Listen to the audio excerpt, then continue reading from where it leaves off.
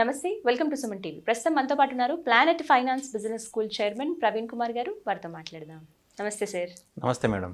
Yes, మనం టీవీలో అలాగే న్యూస్ పేపర్స్లో మనకి ఇప్పుడున్న సోషల్ నెట్వర్క్లు సాధారణంగా చూస్తూ ఉంటాం. కుప్పకూలిన షేర్ మార్కెట్, సడన్గా కుప్పకూలిపోయింది, నిఫ్టీ, సెన్సెక్స్ అని ఇలా రకరకాలుగా చెప్తూ ఉంటారు సార్. షేర్స్ పెట్టిన వాళ్ళకైతే ఒకసారి గుండె పట్టుకున్నంత పని అవుతుంది, కానీ మాలాంటి వాళ్ళకైతే నార్మల్గా విన్నాం ఏంటి అంతగా కుప్పకూలిపోతాయి, అసలు కుప్పకూలిపోవడం అంటే ఏంటి? యాక్చువల్గా ఏమవుతుందంటే హెవీ సెల్లింగ్ ఉన్నప్పుడు ఇప్పుడు మనం టొమాటో ధరలు 10 పైసలు పడిపోయాయి, 5 పైసలు పడిపోయాయి అని చూస్తుంటాం. ఇట్లా టొమాటో ధరలు పడిపోయినప్పుడు ఏమవుతుందంటే ఫార్మర్స్ వాళ్ళ టొమాటోని మార్కెట్ కోసం అమ్మాలని తీసుకొస్తారు. కానీ రేట్ లేకపోతే ఇంకా అక్కడే వదిలేసి వెళ్ళిపోవడం కానీ 5 పైసలకైనా అమ్మడం కానీ చేస్తుంటారు. ఇట్లాగేంటంటే హెవీ సెల్లింగ్ ఉన్న రోజు మార్కెట్స్ కుప్పకూలింది అంటారు.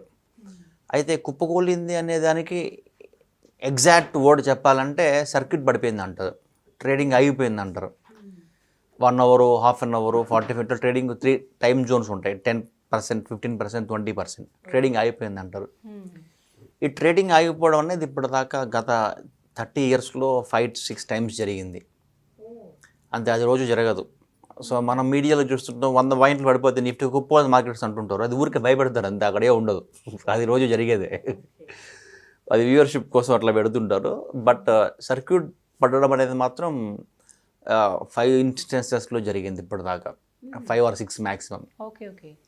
అయితే 10% కాకుండా 7-8% పడ్డా కుప్పకూలిందని అంటారు. ఎందుకంటే ఆ టైంలో మార్జిన్ ట్రేడర్స్ ఉండే వాళ్ళందరూ కొట్టుకోబోతారు. సో హర్షద్ మెహతా స్కామ్ జరిగింది 92లో, అప్పుడు మార్కెట్ క్రాష్ అయింది. 6 days ముందర సిబిఐ ఎంక్వైరీ స్టార్ట్ చేశారు. 6 days తర్వాత స్కామ్ జరిగింది అని తెలిసింది సిబిఐకి. సో అనౌన్స్మెంట్ ఏమో కానీ మార్కెట్స్ 23% డౌన్ అయ్యాయి. ఎందుకు 23? యాక్చువల్గా 20కే ఆగిపోవాలి. 23 ఎందుకు డౌన్ అయ్యాయంటే ఆ రోజు అప్పట్లో సెన్సెక్స్, నిఫ్టీ ఉన్నా కూడా, సెన్సెక్స్ ఉన్నా కూడా సర్క్యూట్స్ అనేవి లేవు. ఓకే. సో ఇండెక్స్ సర్క్యూట్స్ అనేవి 96, 97 నుంచి అప్లికబుల్ చేశారు సెబీ, అంతకు ముందర చేయలేదు. ఏదో ఎట్లా ఉంటుందంటే కుప్పకూలని అంటే I remember those days when I was in Bombay. ఇప్పుడు డౌ జోన్స్ ఉంది, యూఎస్ మార్కెట్స్ మిడ్-నైట్ క్రాష్ అయింది 1000 పాయింట్స్. యూఎస్ రెసిషన్ వచ్చింది అని చెప్పి న్యూస్ వచ్చి, లేదా some bad data, economic data వస్తే, లేదా commodity prices in China crashed. China is a manufacturing hub of the world. So చైనాలో కమోడిటీ ప్రైస్లు పడిపోయాయంటే డిమాండ్ లేనట్టే కదా. ఇట్లాంటి న్యూస్ ఏదైనా వచ్చినా global markets కుప్పకూలుతాయి.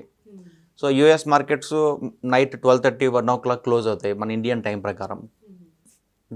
Drastic fall, deep cuts అంటారు. మార్నింగ్ మన జపనీస్ మార్కెట్స్ క్రాష్ అవుతాయి. అంటే మనకి 6 o'clock టైంకి జపనీస్ మార్కెట్స్ ఓపెన్ అవుతాయి. 6 or ఇంకా ముందే అనుకుంటాం అప్రాక్స్. ఓకే. సో మనం ఎర్లీ మార్నింగ్ 6 o'clock లేవగానే గ్లోబల్ మార్కెట్స్ ఎలా ఉన్నాయో చూసి జపనీస్ మార్కెట్ చూసి చెప్పేయచ్చు మన మార్కెట్స్ 9:30కి ఎలా ఓపెన్ అవుతాయని. సో అట్లాగేంటంటే దోస్ డేస్లో market used to open 9:55. Now we are opening at 9 o'clock, but those days 9:55. So Singapore markets మనకి క్యూస్ ఇస్తాయి. Hong Kong, South Korea, Indonesia, Malaysia, ఇవి Chinese markets plus Japan, Australia, వీళ్ళ క్యూస్ చూసుకొని మన మార్కెట్స్ ఓపెన్ అవుతాయి. ఎప్పుడైతే గ్లోబల్ మార్కెట్స్ అన్నీ deep కట్లో క్లోజ్ అయ్యాయో there is some bad news for global economy. అందువల్ల ఏమవుతుంది మార్నింగ్ అంటే ఇన్స్టిట్యూషనల్ ఇన్వెస్టర్స్ అయినా, ఇండివిజువల్ ఇన్వెస్టర్స్ అయినా తెగ నమ్మడం మొదలెడతారు. అంటే నిన్నటి closing price of the stock 100 ఉంటే ఈరోజు 70కే అమ్మాయి, ముందు అమ్మాయి 70 వచ్చిన పర్వాలేదు మళ్ళీ కొనుక్కోవచ్చు, లేదా I'm okay with loss of 30% అని. ఈ హెవీ మ్యాసివ్ సెల్లింగ్ అప్పుడు మార్కెట్స్ క్రాష్ అవుతాయి, ఎస్పెషల్లీ ఇండెక్స్ క్రాష్ అయినప్పుడు. మనం ఇప్పుడు చూస్తుంటాం ఏదైనా సినిమాల్లో ఏదైనా హైప్ క్రియేట్ చేయాలంటే సీన్కి బిల్డింగ్ చుట్టూ పోలీసులు వచ్చేసి, మీడియా వచ్చేసి అడుగుతుంటారు కదా. అట్లాగే ఇప్పుడు సినిమా మనం ఐమాక్స్ థియేటర్ ముందు చూసామంటే ఫస్ట్ డే అప్పుడు అట్లాగా మీడియా వ్యాన్స్ ఉంటాయి. సో ఎట్లా ఉంది అట్లాగేంటంటే బీఎస్సీ ముందర అన్ని మీడియా హౌసెస్ వాళ్ళు వ్యాన్స్ వచ్చేసి వాళ్ళు రెడీగా ఉంటారు, లోపలికి వెళ్ళాలని అడుగుతుంటారు. మార్కెట్స్ ఏమవుతుంది ఈరోజు, మీ వ్యూ ఏంటి, మీరు ఎంత ఇన్వెస్ట్ చేశారు అని చెప్పి బ్యాక్గ్రౌండ్లో మన బీఎస్సీ బిల్డింగ్ చూపిస్తూ వాళ్ళు మైక్ పట్టుకొని అరుస్తూ ఉంటారు. Whole Bombay will be on red alert. అంటే ఇన్వెస్టర్స్ అందరూ ఎక్కువ ఉండదు అక్కడే. మార్జిన్ ట్రేడర్స్ సే స్పెక్యులేటర్స్ అందరూ ఉండేది అక్కడే. ప్రతి బిల్డింగ్ పైన ఒక పోలీస్ నిలబడుకుంటాడు. ఎవడన్నా జంప్ చేయాలని బిల్డింగ్ పైకి వస్తే వాడిని తీసుకెళ్ళి అరెస్ట్ చేసేయడానికి. ప్రతి బిల్డింగ్ చుట్టూ నెట్ ఉంటుంది, సో బై మిస్టేక్ ఎక్కడైనా జంప్ చేసినా సరే ఆ నెట్లో పడతాడని చెప్పి. బికాజ్ ఆ రోజు అనేది చాలా ఘోరమైన రోజు అనమాట. మార్కెట్ చాలా గుండెలు ఆగిపోతాయి, చాలామంది జంప్ కూడా చేస్తారు. బికాజ్ మార్కెట్స్ క్రాష్ అయ్యాయంటే మనం ₹1,00,00,000 పెట్టుంటే ఒక 10 కోట్లు అప్పు తెచ్చి పెట్టుంటాం మార్జిన్ ట్రేడింగ్లో. సో ఆ 10 కోట్లలో 5 కోట్లు ఎగిరిపోయినా డెరివేటివ్స్లో 5 కోట్లు 10 కోట్లు 10 ఎగిరిపోతాయి కూడా డెరివేటివ్స్లో, ఫ్యూచర్స్ అండ్ ఆప్షన్స్లో. సో ఈ 10 కోట్లు పోయి వాడు ఇంకో 10 కోట్లు తేవాలని చెప్పిన ఆశ్చర్యం లేదు. సో ఎక్కడి నుంచి తెస్తాడు ఇంకా. సో అందుకని బిల్డింగ్ పైనకి వెళ్ళి జంప్ చేసేస్తారు.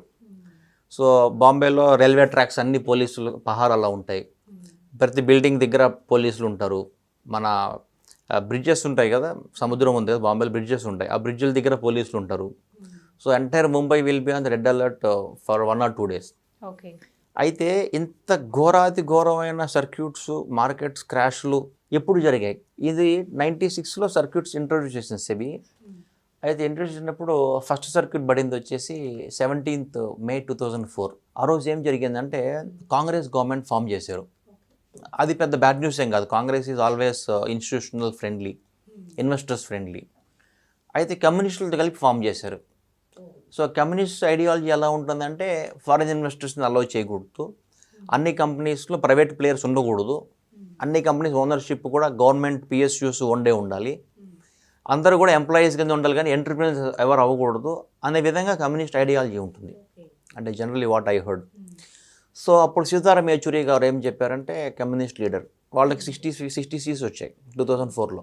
అప్పుడు ఏం జరిగింది, సోనియా గాంధీ గారు PM అవ్వాలి, లేదా 140 seats వచ్చాయి, బీజేపీ 140 seats వచ్చాయి, 272 మెజారిటీ కావాలి. అయితే చాలా మిగతా పార్టీలు SP, BSP వీళ్ళందరూ కూడా బీజేపీ పార్టీకి సపోర్ట్ ఇవ్వకూడదు, మనము మతతత్వ పార్టీ అని ట్యాగ్ ఉంది కాబట్టి కాంగ్రెస్ సపోర్ట్ ఇస్తామని చెప్పారు. కమ్యూనిస్టులు కాంగ్రెస్ సపోర్ట్ ఇస్తామని చెప్పారు. అయితే ఏమైంది, ఎప్పుడైతే కమ్యూనిస్ట్ కాంగ్రెస్ సపోర్ట్ ఇస్తామన్నారో వాళ్ళు కండిషన్స్ పెట్టారు. అతను పబ్లిక్ మీటింగ్లోనే చెప్పారు అనమాట, మీడియా కాన్ఫరెన్స్లో చెప్పారు, we will not allow privatisation as an ideology అని. సో 91 నుంచి PV నరసింహారావు గారు రిఫార్మ్స్ కంటిన్యూ చేశారు. తర్వాత 96 తర్వాత మన వాజ్పేయి గారు కంటిన్యూ చేశారు. అయితే ఎప్పుడైతే 2004లో ఈ గవర్నమెంట్ ఫామ్ అయిందో ఇంకా ఫియర్ స్టార్ట్ అయింది ఇన్వెస్టర్స్లో. అసలు ఈ రిఫార్మ్స్ కంటిన్యూ చేస్తారా లేరా, ఇంకా ఎకానమీ ఇంకా మళ్ళీ 91 కంటే ముందర ఉన్న బ్యాడ్ డేస్కి వెళ్ళిపోతుందా అని ఫియర్ స్టార్ట్ అయ్యి వెంటనే ఇన్వెస్టర్స్ అమ్మడం మొదలెట్టారు. ఓకే. 11 o'clock 12 o'clockకి హెవీ ప్యానిక్ సెల్లింగ్ జరిగి 10% ఒక సర్క్యూట్ పడింది, 15% ఇంకో సర్క్యూట్ పడింది. సో కొంతమంది అంటారు, ఈవెన్ ఐఎమ్ నాట్ షూర్, ఆ ప్రెషర్లో గవర్నమెంట్ రన్ చేయడం అనేది ఈజీ టాస్క్ కాదు. So unless you have a great economic background, communist సపోర్ట్తో ఎకానమీని డెవలప్ చేయాలన్నంత కాన్ఫిడెన్స్ కావాలంటే you must be economist. So కొంతమంది అంటారు సోనియా గాంధీ ఆ టైంలో ప్రాపర్ డెసిషన్ తీసుకున్నారు, PM పొజిషన్ నేను వెళ్ళకుండా మన్మోహన్ సింగ్ని చేశామంటే ఈజ్ ఎకానమిస్ట్, ఎకానమీ రన్ చేయడము కొద్దిగా ఈజీ అవుతుందని చెప్పి, and she was very much perfect in her decision making. So 2004 నుంచి కూడా 2009 వరకు గ్లోబల్ బూమ్ స్టార్ట్ అయింది, ఇండియన్ ఎకానమీ కూడా మంచి బూమ్ రన్ అయింది అనమాట. So this was the first circuit happened in 2004. ఇది కాకుండా ఇంకొక 3-4 సర్క్యూట్స్ జరిగాయి, దాని వీడియోలో మనం చూద్దాం. సో ఇలాంటి సిచ్యువేషన్స్ గతంలో కూడా చాలా జరిగాయి అన్నమాట. Yeah. Right, thank you so much sir, చాలా క్లియర్గా చెప్పారు. నమస్తే. చూశారు కదా, ఇది ఇవాళ వీడియో. ఈ వీడియో కనుక మీకు నచ్చినట్టయితే లైక్ చేయండి, షేర్ చేయండి, కామెంట్ చేయండి, మా ఛానల్ను సబ్స్క్రైబ్ చేసుకోండి.